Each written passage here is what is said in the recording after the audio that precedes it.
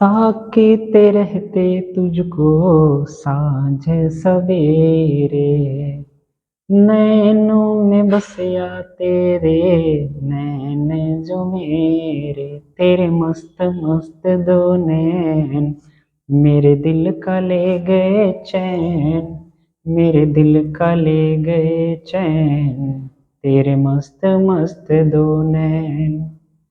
Hello everyone, कैसे हैं आप लोग। उम्मीद है आप लोग मस्त होंगे, मजे में होंगे और अपनी तैयारी मन लगाकर कर रहे होंगे। तो मेरा नाम है नीरज कुमार और मैं आप लोगों का स्वागत करता हूं अपने YouTube channel Neeraj mathematics official पर।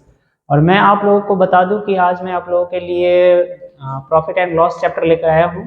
और जिन भी लोगों या जिन भी भाई बंधु को अगर दिक्कत है, बिल्कुल भी ये समझ नहीं आता ये टॉपिक, ये चैप्टर, तो गारंटी है ये वीडियो के बाद जो है ये प्रॉब्लम आपका खत्म होने वाला है। बिल्कुल एकदम आसान तरीके से और बेसिक तरीके से मैं इसको समझाने का प्रयास करूंगा और मेरा कोशिश होगा कि मैं आपको बिल्कुल ही इसमें जो भी आपका समस्या है उसको खत्म कर दूं। तो आइए मैं अब इस वीडियो को शुरू करता हूं और देखूंगा, मैं आपको दिखाऊंगा, पहले बताऊंगा छोटी छोटी जो इसकी टर्म्स और जो उसकी बातें हैं, पहले उसको हम लोग समझेंगे और उसके बाद फिर क्वेश्चन भी करेंगे, है ना, इससे संबंधित।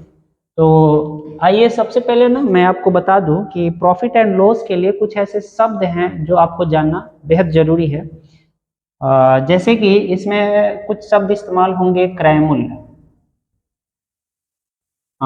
क्रैमुल जैसे शब्द इसमें यूज होगा। क्रैमुल हो गया, विक्रैमुल हो गया,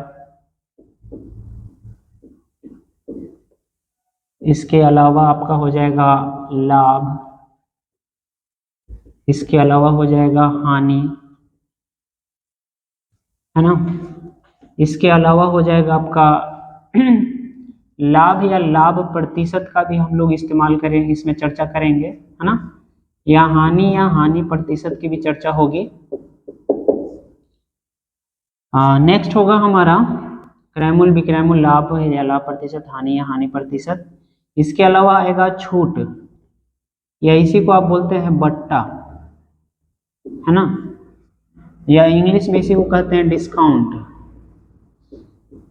ओके, अच्छा, क्रैमुल को आप बोलेंगे, क्रैमुल मतलब जिस कीमत पे, क्रैमुल होता क्या है, तो जिस कीमत पे हम किसी वस्तु को खरीदते हैं, खरीद कर लाते हैं, उसे क्रैमुल कहेंगे, है ना। यानी कि इसे इंग्लिश में आप कॉस्ट प्राइस भी कह सकते हैं। शॉर्टकट हम यहाँ पे लिख रहे हैं आपको, ताकि सवाल करते समय ज़्यादा दिक्कत ना हो, लंबा लिखने की जरूरत ना हो। तो क्रैमुल माने सीपी, जिस कीमत पे हम किसी वस्तु को खरीदेंगे वो हमारा होगा क्रैमुल, अर्थात सीपी। विक्रयमूल्य, जिस कीमत पे हम किसी वस्तु को बेचते हैं तो उसे हम कहेंगे विक्रयमूल्य, और इसे हम सूचित करते हैं एसपी के द्वारा, मतलब सेलिंग प्राइस, ठीक है। अच्छा, लाभ या लाभ प्रतिशत की बात करें तो लाभ को हम लिखते हैं प्रॉफिट। तो प्रॉफिट यानी कि पी, या पी प्रतिशत लिख दे या परसेंट कह दे, लाभ प्रतिशत। हानि की बात करेंगे तो हानि को लिखते हैं लॉस, लॉस को लिखते हैं एल, या फिर एल प्रतिशत कह लीजिए। छूट या बट्टा हो जाता है डिस्काउंट। इतना यदि आप समझ रहे हैं तो इस चैप्टर में ऐसे ऐसे शब्दों का इस्तेमाल बहुत अधिक होगा, और इसको हम शॉर्ट में सीपी, एसपी, पी या एल, या डिस्काउंट के लिए डी भी लिखेंगे, है ना।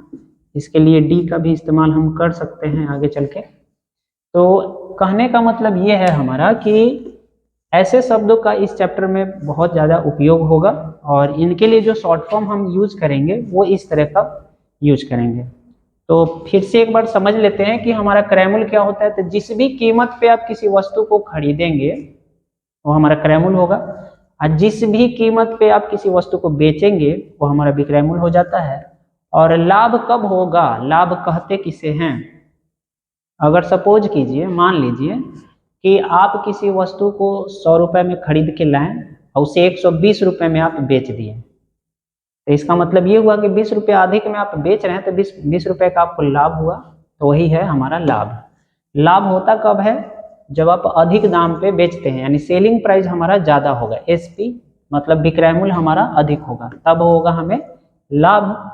और हानि कब होगा, जब हम कम में किसी क्या कहते हैं, अधिक दाम में उसे खरीदते हैं, कम में बेचते हैं। कहने का मतलब ये है कि हम किसी वस्तु को खरीद के लाए 120 रुपये में, 100 रुपये में ही बेच दिए। तो खरीद के तो लाए 120 में, आप बेचे 100 में, तो आपको क्या हुआ, लाभ या नुकसान हो गया? हानि हो गया ना, 20 रुपए की हानि हो गई, तो उसे कहेंगे हानि। यानी हानि कब होगा? जब क्रय मूल्य ज्यादा होगा, खरीदा हुआ कीमत ज्यादा होगा, अब विक्रय मूल्य कम होगा, यानी कम कीमत पे उसे हम बेचेंगे। आज छूट कहने का मतलब ये है, अच्छा इसमें एक और शब्द का मेंशन करेंगे हम, वो हो जाता है अंकित मूल्य। अंकित मूल्य कह लीजिए, या इसी को हम कहते हैं MRP, ठीक है, या निर्धारित मूल्य भी कहते हैं इसे हिंदी में, निर्धारित मूल्य भी आप कह सकते हैं, ठीक है।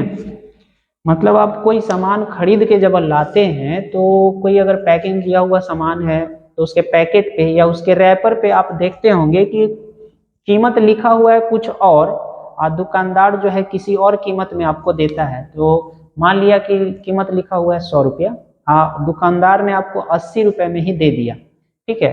तो वो जो कीमत लिखा हुआ था उस पैकेट पे, वो था MRP, मतलब अंकित मूल्य था या निर्धारित किया गया मूल्य था। लेकिन ऐसा नहीं है कि अगर वो 100 रुपया अंकित किया गया है, तो अगर वो 80 रुपया में आपको दिया है, तो इसका मतलब ये नहीं होता कि वो अपना लॉस सह के दिया होगा, क्योंकि बिजनेस कर रहा है, व्यापार कर रहा है, तो अपना प्रॉफिट देखेगा ही देखेगा। यानी कि जाहिर है जितना में आपको दिया है उससे कम में ही वो खरीद के लाया होगा, क्रय मूल्य उसका और भी कम रहा होगा। तो ये निर्धारित किया जाता है ना, या अंकित किया जाता है कि हम, मतलब हमारा जो रिटेलर होंगे या जो छोटे दुकानदार होंगे, वो अधिकतम कितने पैसे ले सकते हैं इस पे, इसलिए वो वहाँ पे लिखा हुआ होता है, उसमें टैक्सेज वगैरह सब इंक्लूड होते हैं। 100 रुपया लिखा हुआ है, और कोई दुकानदार यदि 120 रुपया में बेच रहा है तो वो गलत कर रहा है, क्योंकि अधिकतम वो ज्यादा से ज्यादा 100 रुपये ही ले सकता है, क्योंकि उसका MRP निर्धारित पहले से कर दिया गया है कि 100 रुपये से ज्यादा उसका कीमत नहीं हो सकता, मतलब नहीं हो सकता, ठीक है। हाँ, अब उसी कीमत पे क्या होगा कि आपको जैसे 100 रुपया लिखा हुआ है, कह देगा कि हम आपको जो है 10% का छूट देंगे। भाई 100 रुपया उस पर निर्धारित है, और 10% का छूट मतलब 10 रुपए का उसने छूट दिया आपको उस 100 रुपए वाले वस्तु पे, ठीक है। तो वही जो जितने का छूट देगा, तो वही हमारा बट्टा या छूट या डिस्काउंट कहलाएगा। ये छूट किस कीमत पे दिया जाता है? क्या खरीद के लाएगा उस पे छूट देगा? बिल्कुल नहीं।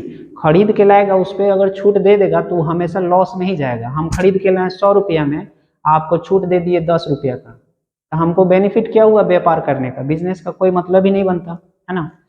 तो कहने का अर्थ यह है कि जितना निर्धारित किया जाता है कीमत, उसी पे छूट भी मिलता है या दिया जाता है, या यूँ कह लीजिए अंकित मूल्य पे ही छूट हमें मिलेगा। तो उम्मीद है आपको ये पूरा का पूरा ये शब्द, ये पॉइंट्स आपको समझ में आ गए होंगे। और अगर ये आप बेहतर तरीके से समझ गए हैं, तब इसके चैप्टर्स को जब हम लगाएंगे, तब आप आसानी से और इसके सवाल को कर पाइएगा। हाँ, कुछ और भी बातें हैं, जैसे कि लाभ निकालने के लिए लाभ कब होगा, उसके लिए आप क्या यूज कीजिएगा? तो लाभ बराबर हमारा होता है, लाभ हमें होगा कब? जब अधिक कीमत में बेचेंगे या कम में खरीद के लाएंगे, तो ज्यादा हुआ सेलिंग प्राइस, यानी SP माइनस CP। इससे पता चलेगा कि कितना लाभ हुआ। हानि, हानि कितना हुआ इसकी जानकारी लेना होगा, तो इसके लिए हम क्या इस्तेमाल करेंगे बताइए जरा। हानि कितना हुआ, तो मतलब हानि तभी होता है जब ज्यादा में खरीदेंगे कम में बेचेंगे, यानी क्रय मूल्य ज्यादा होगा, यानी CP अधिक होगा तो अधिक में से घटाएंगे, जो कम होगा तो कम कौन होगा? SP। तो ये लाभ हो गया और ये हमारा हानि हो गया। उम्मीद है आपको ये समझ में आ रहा होगा। ये लाभ है, ये हानि है। अब इसी चीज को कहेगा कि प्रतिशत में बनाएंगे, लाभ प्रतिशत अगर जानना है, चलिए यहाँ कर देते हैं, लाभ या P प्रतिशत, ठीक है, P प्रतिशत, लाभ प्रतिशत जानना है, तो जिसको प्रतिशत में लाना है उसको ऊपर लिखेंगे, यानी कि P बट्टा, बट्टा में क्या लेना है? तो बट्टा में हमें लेना पड़ेगा क्रय मूल्य, यानी कि CP, गुने 100%। ये हुआ लाभ को प्रतिशत में कैसे बदलेंगे हम। तो लाभ बट्टा क्रय मूल्य माने सीपी, क्रय मूल्य मतलब सीपी गुने 100%। अच्छा, और लॉस का यदि प्रतिशत निकालना है माने हानि का प्रतिशत जानना है तो हानि बट्टा सीपी गुने 100%। ठीक है, हानि प्रतिशत बराबर हानि बट्टा सीपी गुने 100%। ये कितने का हानि हुआ और हानि जानने के लिए हम यहाँ पे दिखा दिए पहले ही कि सीपी माइनस एसपी करते हैं। पहले ये हानि आप जान जाइए, फिर उसे प्रतिशत में बदल लीजिए। बदलने के लिए हानि को ऊपर बट्टा में क्रय मूल्य रखिए गुना 100%, हानि प्रतिशत हो गया। ठीक है, लाभ प्रतिशत जानना है तो लाभ ऊपर रखिए और क्रय मूल्य नीचे रखिए माने सीपी, गुना कर दीजिए 100% से। तो कहने का मतलब ये लाभ प्रतिशत आ जाएगा और ये हानि प्रतिशत। उम्मीद है आपको समझ में आ रहा होगा। अगर नहीं आ रहा है तो आप हमें कमेंट करके जरूर बताएं कि आपको समझ में आया या नहीं आया। अगर आ रहा है, आपको अच्छा लग रहा है तो लाइक करते चले, है ना। अगर पहली बार मेरा वीडियो देख रहे हैं तो प्लीज़ आप सब्सक्राइब कर ले ताकि मैं जब भी इस तरह का वीडियो अपने चैनल पे डालूं तो आप तक सबसे पहले पहुंच सके। चलिए तो आगे हम अब कुछ सवाल देखेंगे ताकि आपको इसमें क्लियरिटी मिल सके, है ना, कैसे आप सवाल को लगा सके। ओके, तो आइए हम लोग देखते हैं पहला सवाल, है ना, आपके लिए दिया गया है कि महेश ने एक साइकिल को 500 रुपए में खरीदा और 600 रुपए में बेच दिया, तो प्रतिशत लाभ बताएं कितना होगा। ये है अपना सवाल। देखिए यहाँ पे खरीदा कितना में, 500 में, तो खरीदा मतलब कि सीपी, ये है क्रय मूल्य, है ना, क्रय मूल्य शॉर्ट में लिख दिए और सीपी भी लिख दिए ताकि आपको समझ में आए। तो सीपी कितना दिया, 500 रुपया में खरीद के लाया, ठीक है, अब बेचा यानी कि विक्रय मूल्य हो जाता है आपका एसपी बराबर कितना, 600 रुपया। तब पूछा ना कि लाभ प्रतिशत बताइए कितना होगा। तो लाभ प्रतिशत बताने के लिए पहले आपको लाभ जानना पड़ेगा। ठीक है, तो लाभ बराबर होता है लाभ, कैसे पता चलेगा, तो ज्यादा में बेचा है तब ना लाभ हुआ है, तो एसपी माइनस सीपी। तो एसपी मतलब सेलिंग प्राइस, ज्यादा में बेचा तो वो ज्यादा वाला वैल्यू पहले, और कम में बेचा तो कम वाला बाद में घटा दीजिए, यानी कि 600 माइनस 500 बचा कितना, 100। 100 का हुआ लाभ, लाभ यानी प्रतिशत लाभ पूछा या लाभ प्रतिशत पूछा, तो लाभ बट्टा क्रय मूल्य, फॉर्मूला क्या, लाभ बट्टा क्रय मूल्य कह लीजिए, चाहे इसी के जगह पे सीपी भी कह सकते हैं। इसी फॉर्मूला को हमने लिखा था पी बाई सीपी गुने 100%, यहाँ पे भी आ जाएगा गुना में 100 और ये हो जाएगा प्रतिशत। तो ये हिंदी में लिखिए चाहे इंग्लिश में लिखिए, किसी भी तरीके से आप इसको लिख के बना सकते हैं। लाभ कितने का है, 100 का, और क्रय मूल्य कितने का, देखिए 500 का, और गुना में 100%। 00 से 00 5 से काटिएगा 20 बार में, ये हो गया 20% का लाभ। ठीक है, तो इससे आपको क्लियरिटी मिल गया होगा कि लाभ प्रतिशत कैसे निकालेंगे। तो सबसे पहले लाभ हमने पता किया और फिर उसको प्रतिशत में बदल दिया, और बदलने के लिए हमने क्या निकाला, फार्मूला का इस्तेमाल किया, लाभ बटा क्रय मूल्य गुने। देखिए कुछ फार्मूला आपको तो याद रखना ही पड़ेगा, नहीं रखिएगा बिना फार्मूले का कहिएगा कि सब कुछ हो जाता है, ऐसे नहीं होता है ना, कुछ फार्मूला आपको चाहिए। हाँ, बाकी ऐसे कुछ ऐसे टर्म्स आएंगे जो बिना फार्मूला के भी हम लोग देखेंगे और करेंगे। ठीक है, तो उम्मीद है आपको ये समझ आया होगा। चलिए ओके, तो आइए अब हम लोग आगे बढ़ते हैं अगले सवाल पे चलते हुए। देखिए दूसरा नंबर सवाल क्या कहता है, उमंग ने एक पुस्तक 80 रुपए में खरीदा और 60 रुपए में बेच दी, तो प्रतिशत हानि कितनी हुई। देखिए 80 में खरीदा यानी कि सीपी कितना हो गया, 80 रुपए हो गया, और बेचा कितना में, इसको बेचा गया है 60 में, 60 रुपए में उसने क्या किया, बेच दिया। ठीक है, सॉरी, इतने रुपए में खरीदा और इतने रुपए में बेच दिया।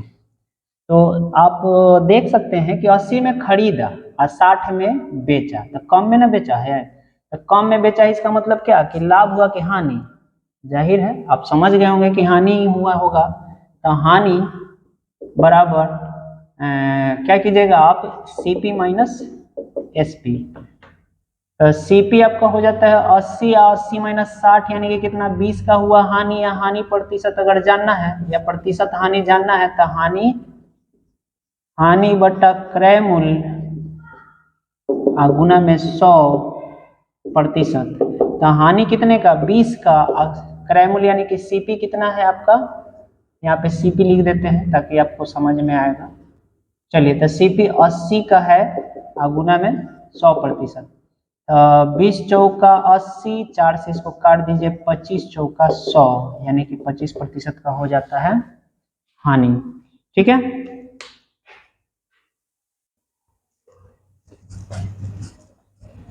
नन्ना रे नारे नन्ना रे नारे नारे नारे ना।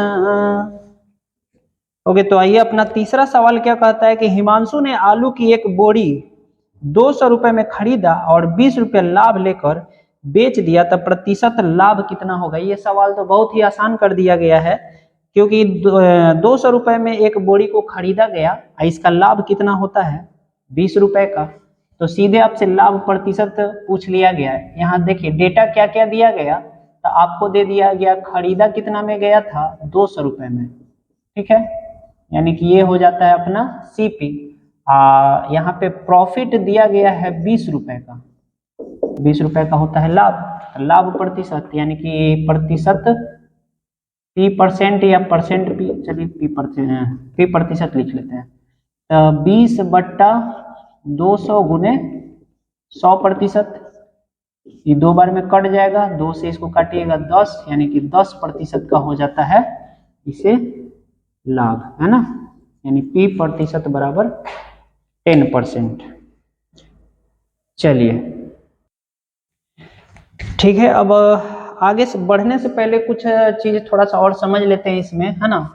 कहने का मतलब ये है कि आपका P% या L% दिया गया हो, दिया गया हो, तो मतलब ये हुआ कि प्रतिशत लाभ या प्रतिशत हानि आपको दिया गया हो, तो क्या करेंगे, तो एक बात बताइए हमको, अगर क्रय मूल्य जानना है, क्रय मूल्य मतलब कि सीपी आपको निकालना है, सीपी निकालना है मतलब कि एसपी, चलिए पहले एसपी निकाल लेते हैं, है ना, एसपी निकाल लेते हैं मतलब विक्रय मूल्य।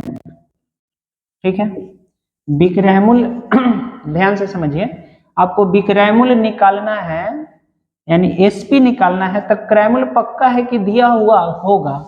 ठीक है, और इन दोनों में से कोई एक आपको वैल्यू देगा, चाहे प्रॉफिट परसेंट या लॉस परसेंट।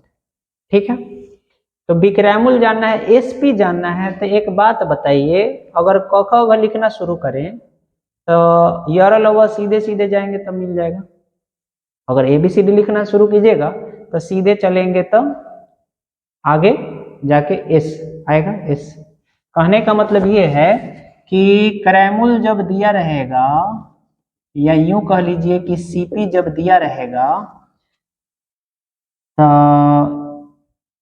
एसपी जानना है, तो इसका प्रतिशत लाभ या प्रतिशत हानि को, उसको प्रतिशत हटाते हुए 100 में जोड़ते हुए उसका सीधा गुना कर देंगे, क्योंकि हमको एसपी जानना है। सीधे जाएंगे तो एस मिल जाएगा, सीधे चलेंगे तो व मिल जाएगा, क ख ग में सीधे जाएंगे तो यर लव व आएगा ना, यानी विक्रय मूल्य, ABCD में एस आएगा, सीधे सीधे जाने पे मिल जाएगा। तो सीधा गुना, सीधा उल्टा का क्या मतलब होता है, जैसे कि 10% लिखा हुआ है, तो 100 में जोड़ते हुए, 100 में जोड़ते हुए यानी कि 110 बट्टा 100, प्रतिशत का मतलब बट्टा में 100 होता है। तो सिंपल सा वही बात है, अगर यहाँ पे प्रॉफिट दिया गया हो, P दिया गया हो, तो 100 गुने 100 प्लस P यानी कि प्रॉफिट, अब बट्टा में 100, क्योंकि प्रतिशत में दिया रहेगा। आप लाभ है तो जोड़ के, हानि होगा तो घटा के।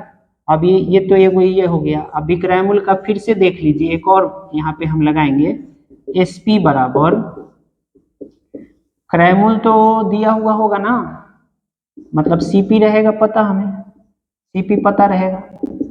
इस बार दे देगा लॉस, लॉस रहेगा तो घटा के 100 माइनस लॉस, अब बट्टा में 100, सीधा गुना। भाई वह निकाल रहे हैं तो सीधे जाएंगे तो ना वह मिलेगा, एस निकाल रहे हैं तो सीधे, तो सीधा गुना।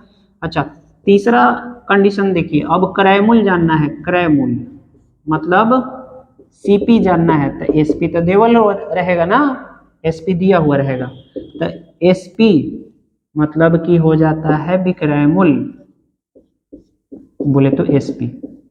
तो SP में जो भी देगा, चाहे वो प्रॉफिट देगा या लॉस देगा, मान लिया जाए कि अभी प्रॉफिट दिया, तो इसमें उल्टा गुना, क्योंकि हमें निकालना क्या है, क, जानना क्या चाहते हैं, क, तो उल्टा आएंगे तब ना मिलेगा क।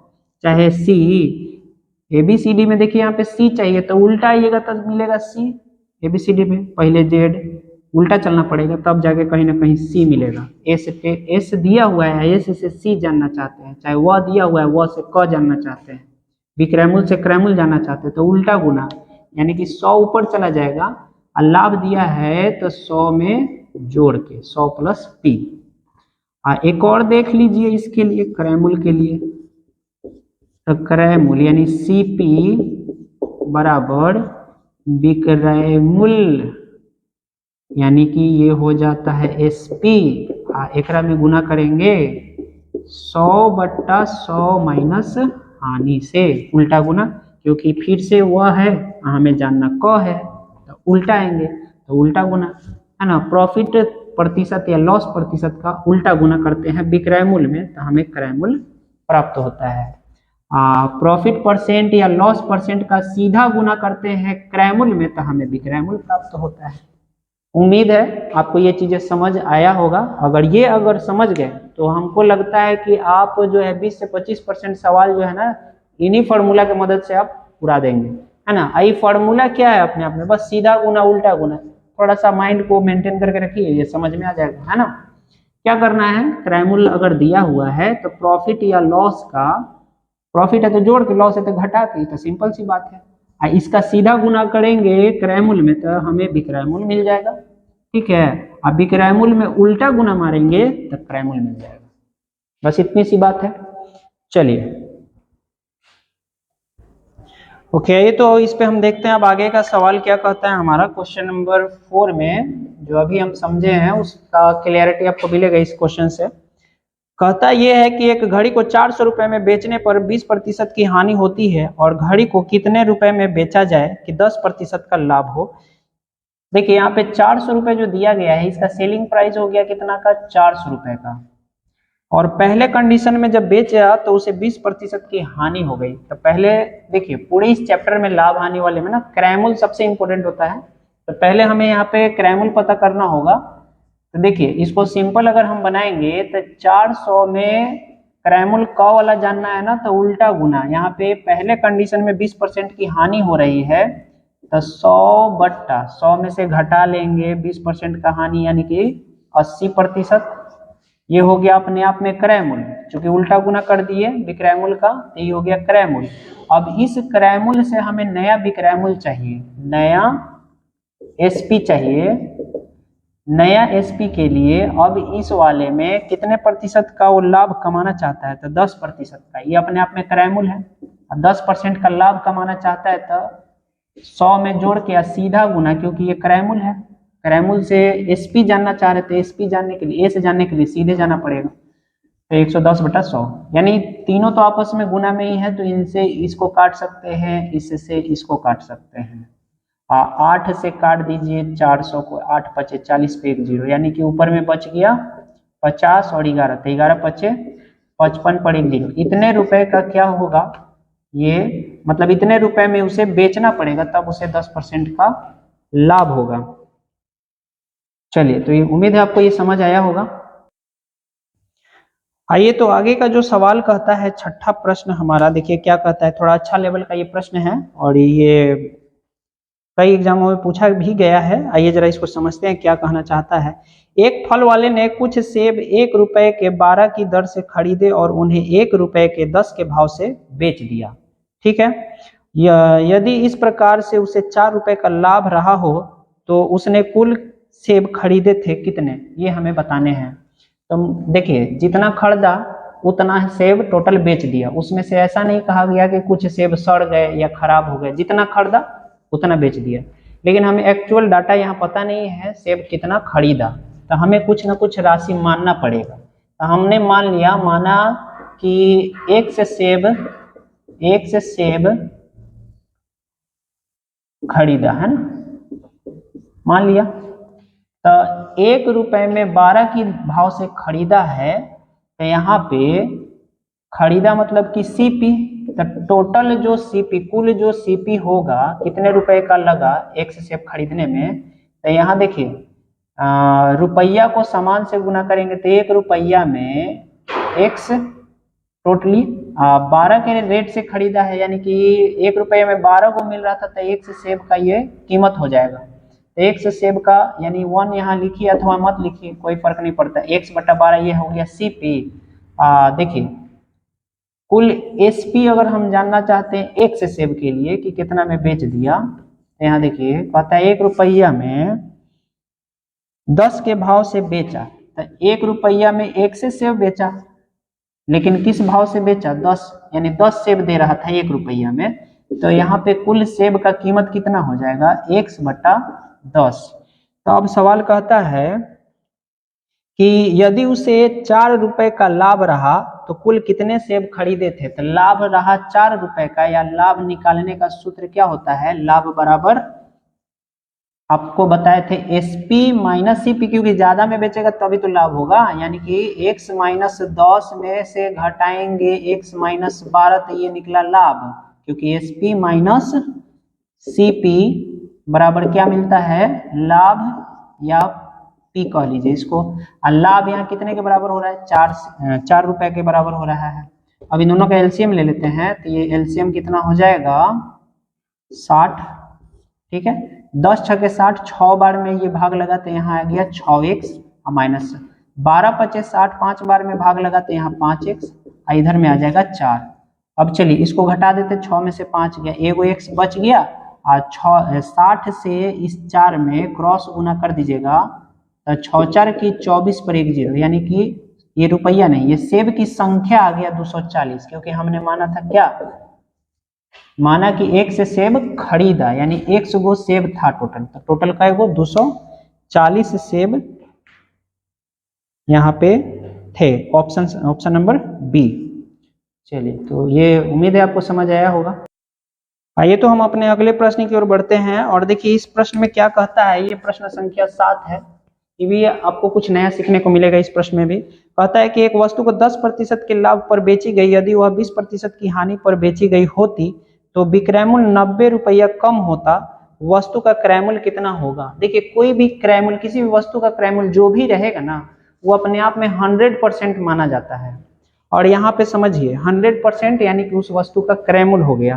तो कहने का मतलब ये है कि 10% के लाभ पर बेचा गया, यानी कि 100 में अगर लिया होगा तो 10% लाभ यानी कि 110, तो यहाँ पे 110 यानी कि SP1 यहाँ आ गया कितना, सेलिंग प्राइस पहला 110 हो गया, ठीक है 110। फिर कहता है 110 आगे क्या है, यदि वह 20% की हानि पे बेचा गया होता, फिर से बेचेगा यानी कि SP2 हो गया। 20% की हानि पे, चूंकि 100% वैल्यू था उसका, अब 20% हानि यानी कि कितना हो गया 80, ठीक है।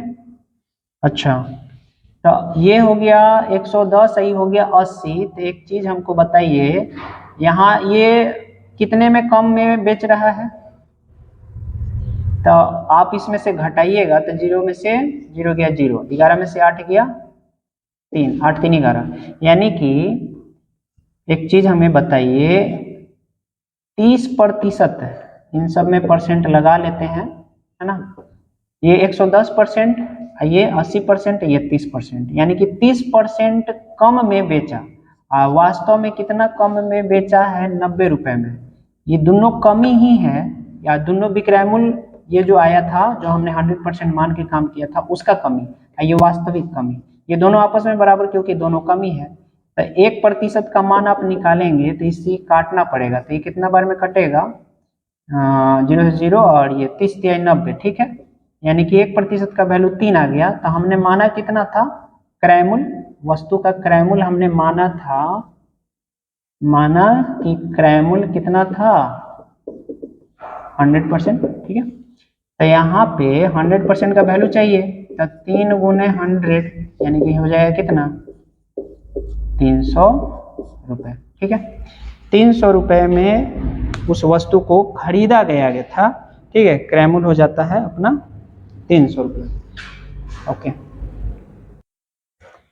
ओके, तो उम्मीद है आपको ये समझ आया होगा। इसमें और कुछ क्वेश्चंस हैं तो मैं अगले पार्ट में लेकर के आऊँगा, है ना। कुछ और भी बेहतरीन क्वेश्चन है तो मैं आपको करवा दूंगा, और ये गारंटी है कि मैं ये चैप्टर आपको बेहतर से बेहतर समझाऊंगा, है ना।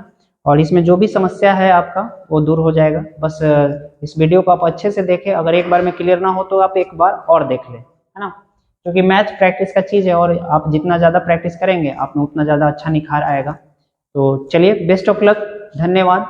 और अगर अच्छा लगा हो तो प्लीज़ लाइक करें हमारी वीडियो को।